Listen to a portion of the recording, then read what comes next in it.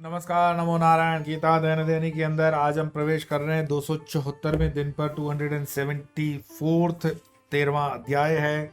नाम है क्षेत्र, क्षेत्र के विभाग योगो नाम, और श्लोक है 9वां और 10वां। तो आइए पहले श्लोकों का पाठ प्रारंभ करते हैं। असक्तिरनभिष्वङ्ग पुत्रदारगृहादिषु नित्यं च समचित्तत्वम् इष्टानिष्टोपपत्तिषु मयि चानन्ययोगेन भक्तिरव्यभिचारिणी विविक्तदेशसेवित्वं मरतिर्जन संसदि।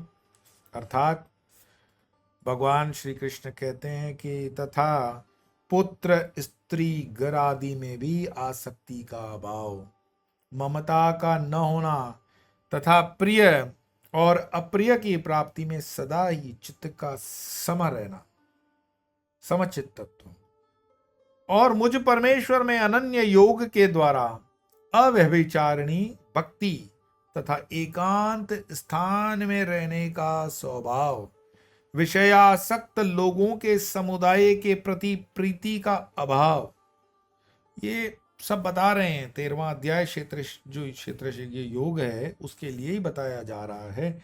और आप उसमें देख भी रहे हो कि उसमें क्या क्या वो बता रहे हैं, क्या क्या कह रहे हैं, और इसी की ये महिमा चल रही है। मैं बारंबार कहता हूँ कि जब हम संतों का संगत करते हैं, सत्संग करते हैं, तो उसका बहुत लाभ होता है। जैसे यहाँ पुत्र स्त्री और ग्रह आदि में आसक्ति व ममता न होना तथा इष्ट अनिष्ट प्राप्त होने पर सर्वदा समचित्त रहना। स्त्री पुत्र आदि का चिंतन का नाम अभिष्वंग है। इसका न होना अनभिष्वंग कहा जाता है। आसक्ति सबसे अधिक पुत्र में होती है। पुराने जमाने में क्या था? पुत्र क्यों महत्वपूर्ण है जानते हो? पुत्र और पुत्री में कोई अंतर है क्या? हाँ है, अगर हम उसको उस दृष्टि से या प्रैक्टिकल से अपनाते हैं तो। फिजिकल वर्क, पहले जमाने में इंडस्ट्रीज नहीं थी, ये एआई नहीं था, आर्टिफिशियल इंटेलिजेंस, कंप्यूटर्स नहीं थे, प्लेन नहीं उड़ते थे, शिप्स नहीं चलती थी, बैलगाड़ियां। और वो जमाने का अगर सोचोगे, जहाँ ऋषि मुनियों से हम आते हैं, वहाँ खेती प्रधान हमारी ये इकोनॉमी रहती थी। सारा व्यापार खेती आधारित था। तो खेती के अंदर एक तो बैल काम करेगा और दूसरा पुरुष काम करेगा, क्योंकि फिजिकल वर्क थोड़ा हार्ड है। इसीलिए किसान की खेती बड़ी है, पॉपुलेशन कम था, मैन पावर चाहिए, मजदूर चाहिए, तो मजदूर के लिए पुरुष चाहिए, पुरुष चाहिए तो उसको पुत्र चाहिए। स्त्री घर में रहेगी, भोजन बनाएगी, भोजन ले आएगी, सर पे टोकरी लो, आवाज देगी, पेड़ के छांव के नीचे बैठोगे, 2 रोटले खाओगे, छाछ पियोगे, चले जाओगे। लेकिन जो हार्ड वर्क है वो पुरुष करता था। और आजकल का तो जो ये युवान मुझे देखते हैं, ये तो खैनी खाने वाले, तंबाकू खाने वाले, सुट्टा मारने वाले और सुट्टा बाहर में जाने वाले। तो इन पुत्रों की क्या आवश्यकता है? इन पुत्रों को पुत्रों कहने में कोई, मैं नहीं समझता हूँ, गलती है। तो यहाँ जो बताया कि पुत्र में अधिक आसक्ति होती है, नहीं, नालायक पुत्र में आसक्ति होना पाप है। पुत्रियां आजकल अच्छे से पढ़ रही हैं, इसीलिए आजकल कोई भेद नहीं रखना चाहिए। जहां जहां भी आपके शास्त्र में पुत्र शब्द आता है तो पुत्र से उस शब्द को संतति करना चाहिए। मैं अपने शब्दों में हमेशा संतति कहता हूं, संतान, वो स्त्री हो पुरुष हो, पुत्र हो पुत्री हो, कोई फर्क नहीं। उससे कम स्त्री में, उससे कम ग्रह आदि में, क्योंकि अधिकतर पाप पुत्र के मोहवशी किया जाता है। दुर्योधन और उसके पिता का ये प्रसंग चल रहा है, धृतराष्ट्र का। तो यदि यथार्थ दृष्टि से देखा जाए तो आजकल स्त्री में तो प्रेम है ही नहीं। अगर इस तरह से देखोगे तो जो प्रेम प्रतीत होता है वह केवल स्वार्थ है। यदि सच्चा प्रेम हो तो स्त्री के मरते ही दूसरा विवाह की उत्सुकता नहीं होनी चाहिए थी। मानो स्त्री से प्रेम करता भी है। तो एक स्त्री ने अपने पति से पूछा कि तुम मुझसे कितना प्यार करते हो? तो बोले, बहुत ज्यादा। घूमने गए होंगे आगरा में वो कब्रिस्तान देखने, जिसको तुम लोग ताजमहल कहते हो, हम तो नहीं जाते उनमें।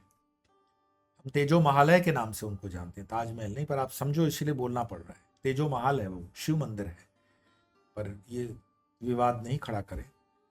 तो वो तेजो महल यानी ताजमहल देख रही थी, तो पूछा पति से कि देखो उसने अपनी पत्नी के लिए इतना बड़ा ताजमहल बना लिया, क्या तुम मुझसे इतना प्रेम करते हो?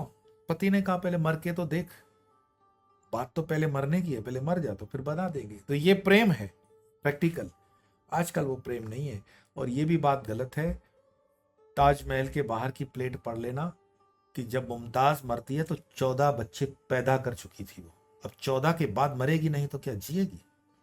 और उसके बाद भी शाहजहां की कहानी उसके बड़ी बेटी के साथ बड़ी रंगरेलियों वाली है जो विवादास्पद है। लेकिन हिंदू इतना मूर्ख है कि उनके इतिहास को कभी पढ़ता नहीं, खुद को कोसता रहेगा। तेजो महल को ताजमहल कर दिया और शाहजहां पे गाने गाते फिरते हो, कोई बहुत बड़ा।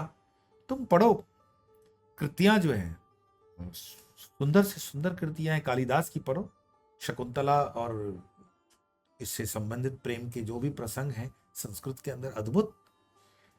यहां आसक्ति और अभिष्वंग की दो चर्चा हैं। इनमें आसक्ति होने पर भी गृह त्याग किया जा सकता है, क्योंकि घर छूटने पर आसक्ति तो छूट सकती है, परंतु स्त्री पुत्र आदि का चिंतन छूटना कठिन है। आजकल के लोग जो कहते हैं कि सन्यास लेने आते हैं, तो सन्यास लेने आते हैं तो कैसे सन्यास लेने आता है? वो कहेगा नौकरी नहीं मिल रही है, तो यहाँ क्या मुफ्त की रोटियां तोड़ेगा? आश्रम में हम पर लाइबिलिटी बनेगा तू? तो क्या करेगा तुम अपने? बोले अध्यात्म करना चाहता हूँ। हनुमान चालीसा बता। बोले नहीं, वो तो दुर्गा चालीसा आती है। नहीं, वो तो सुना ही नहीं कभी। सप्तशती का पाठ करते हो? सीख लूंगा। तुम आए कोरे कागज हो, सन्यासी बनने आए हो, और तुम्हारे कोई उपयोगिता आश्रम में नहीं है, आश्रम में मुफ्त की रोटियां तोड़ने आ रहे हो। क्यों? क्योंकि उसके अपने कंपल्जन्स हैं, वो एक छूटना चाहता है, इसलिए एक कोना ढूंढ रहा है, उसमें आ गया। तो उसके बाद भी उसके मन से माता पिता भाई बहनों की कोई आस्था जो है या प्रेम जो है वो कम नहीं होता। और तब भी ये चिंतन चलता रहता है कि मैं इतनी धन संपत्ति छोड़ के आया हूँ, या ये छोड़ के आया, वो छोड़ के आया, इस प्रतिष्ठित परिवार का हूं, ऐसा विद्वान हो इत्यादि। यही अभिष्वंग है, इसे भी त्यागना चाहिए। बड़े बड़े धनाढ़ सन्यासी बनते हैं, बहुत अच्छी बात है, लेकिन बताते हैं अपने प्रवचनों में कि करोड़ों रुपए को लात मार के आया। सुना है मैंने संत के सत्संग में कि त्याग को पा लिया, सबको लात लगा ली, लेकिन अपने त्याग को लात नहीं मार पाए हो। अभी भी याद है कितने करोड़ों को छोड़ के आए हो? गेरुआ वस्त्र तुम्हारे शरीर पे है, कितने करोड़ों को छोड़ के आए हो? ये महत्वपूर्ण नहीं है, कितना पाया है, दैट्स इंपॉर्टेंट। सदा समुचित होना, अत्यंत कष्ट पड़ने पर भी या महान सुख की प्राप्ति होने पर, प्रबल शत्रु का आक्रमण होने या दिग्विजय होने पर, पुष्प आदि द्वारा पूजित होने या जूते लगने पर जिसका चित्त विक्षेप शून्य रहे। विक्षेप मतलब ऑब्स्ट्रक्शन, तकलीफ, रुकावट। राग द्वेष की वृत्ति न हो तथा प्रसन्न या क्रुद्ध न हो, वह समुचित है। सहजावस्था में तो सभी समुचित रहते हैं, किंतु अनुकूल और प्रतिकूल परिस्थिति आने पर विषमता आ जाती है। अतः सहनशीलता को की बहुत आवश्यकता है। ये सहनशीलता जो बताई गई है, फिर आप कहोगे दुर्वासा मुनि में तो है ही नहीं बिल्कुल, फिर ऐसे और उदाहरण देंगे।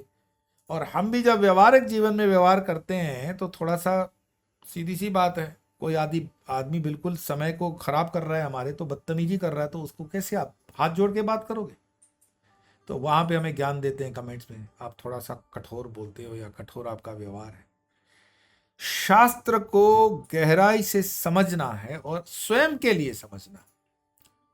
स्वांत सुखाय स्वमेव, मेरे लिए क्या है इसमें, मैं चींटी की तरह शक्कर के दाने इसमें से निकाल लूं, मेरे लिए वो है।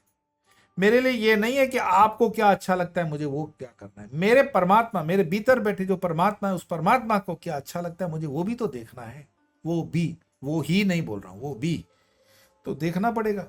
और ज्ञान के साधन जो बतलाए जा रहे हैं उसमें भक्ति के बिना इन साधनों की रक्षा नहीं होती है। भगवान फिर आगे के श्लोकों में भगवान भक्ति को देंगे। लेकिन कुल मिलाकर के आप जो ये देख रहे हो कि ये सारी जो चीजें चल रही है, दो दो श्लोक से हम देख रहे हैं, वो करने क्या है कि भगवान बता रहे हैं ये क्षेत्र है, भगवान बता रहे हैं क्षेत्र के मुझको जान, उसके विकारों की बात होती है, क्योंकि उसकी इच्छाओं और देश की बात होती है।